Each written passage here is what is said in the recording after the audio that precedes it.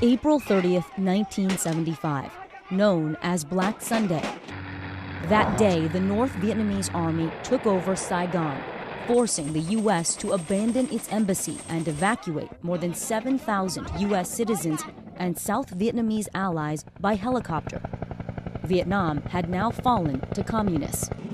Those who couldn't get out had a difficult decision: stay and live under a communist regime, or risk everything and try to escape. My brother was crying and being like, hush, you can't make any noise. You're going to get in big trouble if you do. Lon Trong was just 8. She remembers her parents whisking her away on a dark July night in 1978. You couldn't talk, you couldn't go anywhere.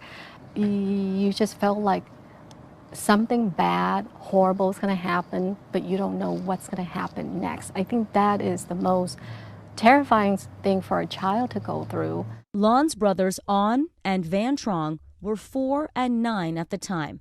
Their family of 6 putting their lives and hopes into a fishing boat. My dad, I remember saying, we're going to go to America, but there was nothing specific attached to that. And I remember being at a sort of a fisherman's hut, which is very unusual, and then being woken up in the middle of the night and saying, shh, follow us.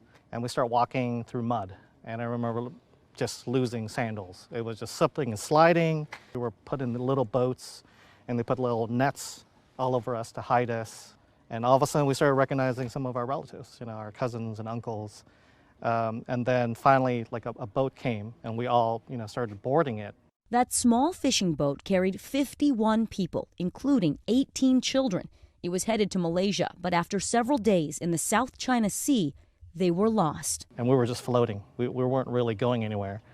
You're just drifting and drifting and drifting. And no one talked. Like there was no noise, just silence. And then eventually my dad would say, there's no more water, there's nothing. I started to feel like, I think this is it, we're gonna die.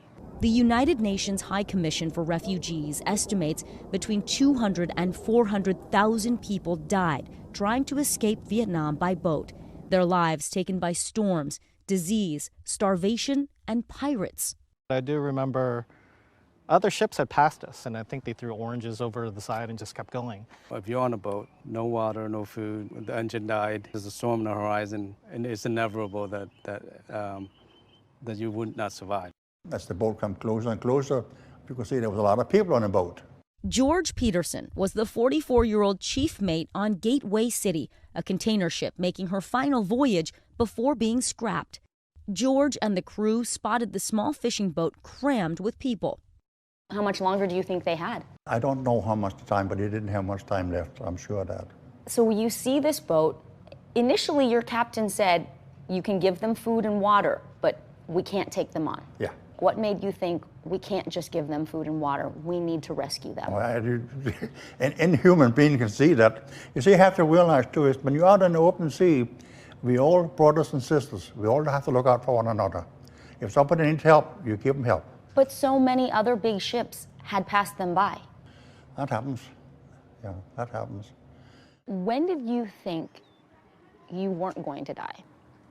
Oh, when people around me started saying, yeah, there's a ship, and we all got so excited. We were all screaming, yelling. I hear the adults begging, like, please just take us. When George came down, I just remember I have never, ever seen anyone that looked different.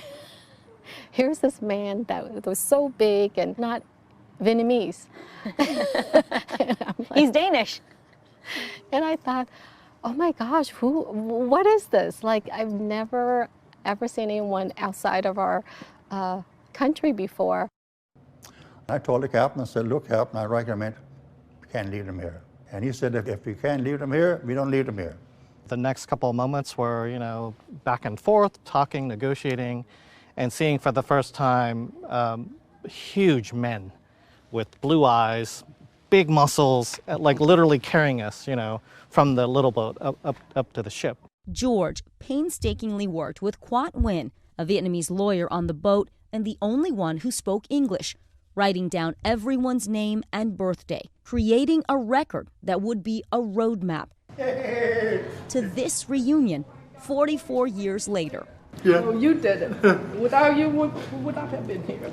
You're here, that's the main thing. That's all we ask for. Yeah. Lisa Dam was 19 when she last saw George. Now a researcher at Johns Hopkins University in Maryland, she credits George with giving her a second chance at life. I felt that I have to be here to personally thank the man who saved our life. You have given us a chance for a new life, for freedom, Yes. and new opportunity in America. So from the bottom of my heart and the other refugee who you rescued, we forever owe it to you. We were in the right spot at the right time. That's you. Yeah. Plaid shirt. This is my favorite. Oh, wow. George says he's never stopped thinking about everyone on that boat. I spent a lot of time trying to find these people through the newspapers and Vietnamese organization, and never had any luck. While the refugees had been searching for him, George had also been searching for them. But it wasn't until a neighbor saw this photo of the fishing boat and asked George about the refugees that he got his first breakthrough. So I told her the story, and I said, I even have a list of the names. She said, give me the list of the names, and I'm going to try to help you to find them. And she went in there in the computer the evening. The next morning, she came back with a telephone. Here's Ming. Minh Nguyen was 2 years old at the time of the rescue. He was the first of many refugees to reconnect with George in 2018. For An Trong, now an attorney for the city of Los Angeles, it would be another year before he and his family reconnected with George. My dad and Van sent letters trying to search out George years ago. You hit dead end after dead end. Yeah. But in 2019, a relative sent them this book, George's memoir. Right there in the photographs, the Polaroids George had taken and saved for more than 40 years. Did you recognize yourselves right away? What kind of memories came back when you saw those pictures? Oh boy. Well, I saw myself taking a bite of that apple, and I there's a lot of things that kind of came back. You never forget kind of the first time eating a fruit that is so kind of like it has this smell to it, and it's like this taste to it, that this fruit that doesn't exist in your land. I think we were all shocked because it was trying to find that needle in a haystack. This is my mother. Oh, hi, Mom. Over the last several years, George is reunited with 28 of the 51 on that boat.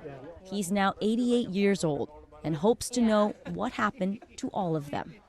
How important is it for you to try to meet all of the people that were on that little fishing boat? It's really very important to me. I would love to know where you are. Especially the kids. Where are the kids today? The rest of them. That's your dad. Isn't that crazy? Until then, gratitude You were the right person in the right place and the right time. Thank you. and unending love. Vicky Nguyen, NBC News, Palm Springs, California.